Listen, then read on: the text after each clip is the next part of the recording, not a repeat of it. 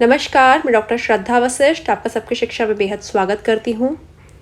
कक्षा दूसरी और उससे ऊपर की कक्षाओं में EWS फ्रीशिप कैटेगरी के तहत कौन से कागजात की ज़रूरत पड़ेगी, यह जानकारी मैं आज की वीडियो के माध्यम से आपको देने जा रही हूँ। अभी तक DOE यानी कि डायरेक्टरेट ऑफ एजुकेशन यानी कि दिल्ली के शिक्षा विभाग ने कोई भी ऑफिशियल अनाउंसमेंट नहीं करी है, कोई भी औपचारिक घोषणा नहीं करी है जिसके माध्यम से मैं आपको कह सकूं कि इस तारीख को फॉर्म रिलीज़ हो रहे हैं। DOE ने केवल यह बताया है कि वह EWS फ्रीशिप कैटेगरी के तहत कक्षा दूसरी और उससे ऊपर की कक्षाओं के फॉर्म रिलीज़ करेंगे, लेकिन कब करेंगे इसकी जानकारी अभी तक नहीं दी है। मेरी व्यक्तिगत राय है कि जुलाई के महीने में ही कक्षा दूसरी और उससे ऊपर की कक्षाओं के फॉर्म्स DOE रिलीज़ कर देगा। इस संबंध में जब भी DOE कोई भी नोटिफिकेशन लेकर आएगा, उसकी जानकारी मैं वीडियो के माध्यम से आपके लिए हमेशा की तरह ज़रूर लेकर आऊँगी। अब कागजात क्या चाहिए होंगे आपको यदि आप चाहते हैं अपने बच्चों का कक्षा दूसरी और उससे ऊपर की कक्षाओं में EWS फ्रीशिप कैटेगरी के तहत दाखिला करवाना। मैंने अपनी पिछली वीडियो में आपको उम्र की जानकारी दी थी कि कितनी उम्र बच्चे की होनी चाहिए कक्षा दूसरी, तीसरी, चौथी, पाँचवीं, छठी, सातवीं, आठवीं और नौवीं कक्षाओं में दाखिलों के लिए। DG कैटेगरी के लोग यह जो मौका मिल रहा है EWS फ्रीशिप का, उसका हिस्सा नहीं बन पाएंगे क्योंकि यह मौका सिर्फ EWS कैटेगरी के बच्चों को ही मिल पाएगा। तो मोटे तौर पर हमेशा की तरह 3 कागजातों की ज़रूरत पड़ेगी। 3 डॉक्यूमेंट्स आपके पास होने चाहिए जिनकी मदद से आपके बच्चों को प्राइवेट स्कूलों में RTE के माध्यम से दाखिला मिल पाएगा। देखिए, यह पिछले साल के नोटिफिकेशन का हिस्सा है जो मैं आपके लिए लेकर आई हूँ। साफ साफ लिखा है, persons residing in Delhi having the residence proof of Delhi. यह एक लाइन ही यह कह रही है कि लोगों के पास रेजिडेंस प्रूफ ऑफ दिल्ली होना चाहिए, मतलब कि उनके पास वह कागजात होने चाहिए जिससे सिद्ध हो सके कि वह दिल्ली के निवासी हैं। मतलब कि घर के पते के प्रमाण पत्र के लिए आपके पास वह डॉक्यूमेंट होना चाहिए जिससे सिद्ध हो सके कि आप दिल्ली में रहते हैं। चाहे वह आधार कार्ड है, चाहे वह वोटर कार्ड है, चाहे वह आपका अधिवास प्रपत्र है, चाहे वह पासपोर्ट है, चाहे वह बिजली का बिल है, चाहे वह पानी का बिल है, चाहे वह MTNL का बिल है।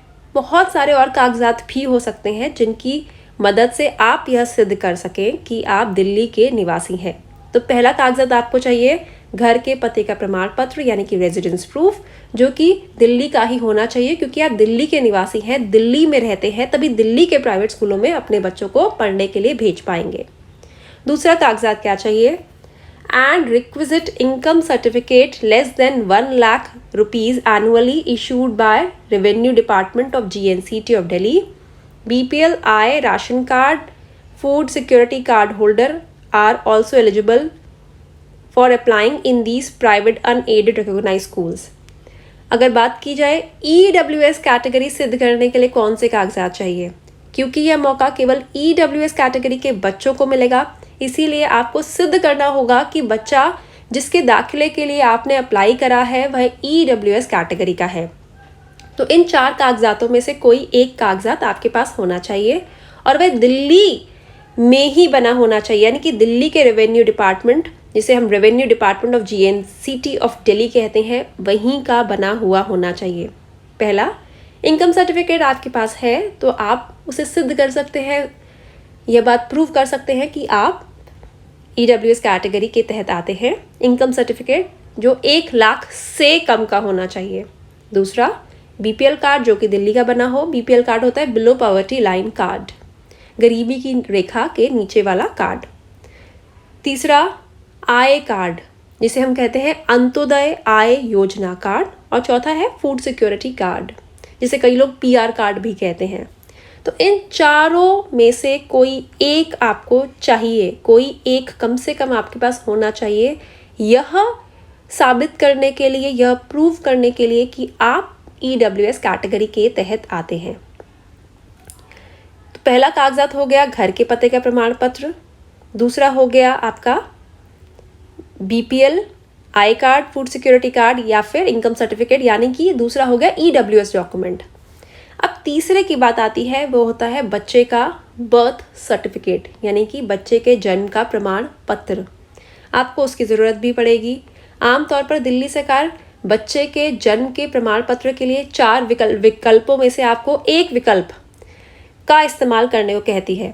दिल्ली सरकार आमतौर पर कहती है कि या फिर तो आपके पास बर्थ सर्टिफिकेट हो, या फिर आपके पास सरकारी अस्पताल के द्वारा जारी किया गया कोई सर्टिफिकेट हो, या फिर आपके पास कोई ऐसा सर्टिफिकेट हो या कोई ऐसा कागजात हो जिससे जो आपको आंगनवाड़ी के द्वारा जारी किया गया हो और जिसमें बच्चे की उम्र लिखी हो, या फिर माता पिता कोई घोषणा पत्र दे सकते हैं, जिसमें घोषणा पत्र का फॉर्मेट भी वह आपको देंगे कि जिसमें आप यह लिख दें कि हमारे अनुसार बच्चे की यह उम्र है और आगे से हम बच्चे की उम्र में बदलाव नहीं करेंगे।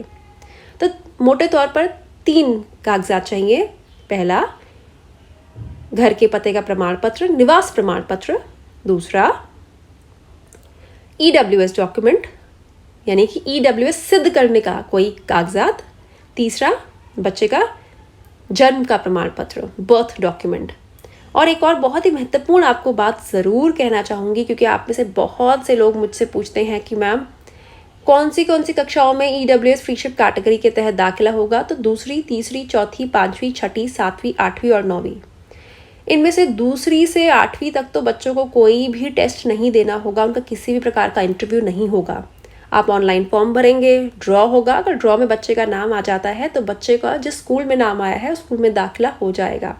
लेकिन कक्षा दूसरी, तीसरी, चौथी, 5वीं, 6ठी, 7वीं, 8वीं में जो रूल बना है वह कक्षा 9वीं के बच्चों के लिए नहीं है। कक्षा 9वीं का दाखिला अलग प्रकार का होता है। कक्षा 9वीं में ड्रॉ के माध्यम से जितनी सीट्स होती हैं कक्षा 9 की, उससे दुगने बच्चों का नाम निकाला जाता है। यानी कि उदाहरण के तौर पर यदि 100 सीटों पर बच्चों का कक्षा 9वीं के तहत दाखिला करना है तो 200 बच्चों का नाम ड्रॉ के माध्यम से निकाला जाएगा, दुगने बच्चों का नाम निकाला जाएगा, 1:2 की रेशो में नाम निकलेगा। और फिर स्वतंत्रता स्कूल वालों को दी जाती है कि वह किस बच्चे को रखना चाहते हैं और किस बच्चे को नहीं रखना चाहते। वह हो सकता है बच्चों का इंटरव्यू लें, हो सकता है बच्चों को रिटन टेस्ट लें। ये स्वतंत्रता प्रिंसिपल को दी जाती है। वह देखते हैं कि बच्चा पढ़ाई के हिसाब से किस लेवल पे है और उसके आधार पे वह एडमिशन देते हैं। हालांकि कक्षा 9वीं में भी EWS फ्रीशिप कैटेगरी के तहत ही दाखिला होता है। जिन बच्चों का दाखिला होता है उन्हें फीस नहीं देनी होती, उन्हें यूनिफॉर्म्स और बुक्स भी स्कूल के हिसाब से ही मिलनी चाहिए। यह सरकारी नियम है। तो बहुत ही महत्वपूर्ण जानकारी मैं आज आपके लिए लेकर आई। उम्मीद करती हूँ उस जानकारी से आपको लाभ होगा। आने वाले दिनों में EWS फ्रीशिप कैटेगरी के तहत और जानकारी आपके लिए लेकर आऊँगी। यदि आपका कोई सवाल है तो नीचे कमेंट सेक्शन में लिखकर मुझे बताएं। मेरे पास इतना समय नहीं होता कि मैं हर सवाल का जवाब लिख कर दे पाऊँ, लेकिन हाँ, आपके सभी सवालों को पढ़ती हूँ और उन सवालों के जवाब पर आधारित वीडियो आपके लिए लेकर आती हूँ। अब मुझे इजाज़त दीजिए। नमस्कार।